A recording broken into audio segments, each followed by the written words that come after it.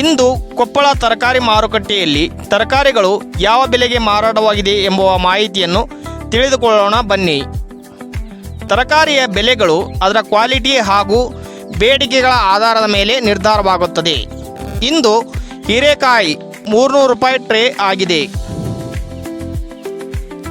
Carrot 40 ರೂಪಾಯಿ KG. ಮೆಣಸಿನಕಾಯಿ 4000 quintal.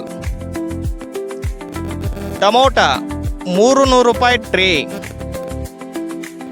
Cabbage ದೊಡ್ಡ ಚೀಲ 600 ರೂಪಾಯಿ. ಚವಳಿಕಾಯಿ 5000 ಕ್ವಿಂಟಾಲ್. ಬೆಂಡೆಕಾಯಿ 300 ರೂಪಾಯಿ ಟ್ರೇ. ಸಣ್ಣ ಪುಟ್ಟಿಗಳು 80 ರೂಪಾಯಿ. ಈರುಳ್ಳಿ ಪುಣೆ 2000 ರೂಪಾಯಿ.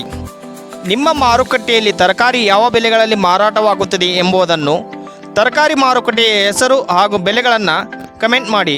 ಇದರಿಂದ ತರಕಾರಿ ಬೆಳೆಯುವ ರೈತರಿಗೆ ಮಾಹಿತಿ ತಲುಪುತ್ತದೆ.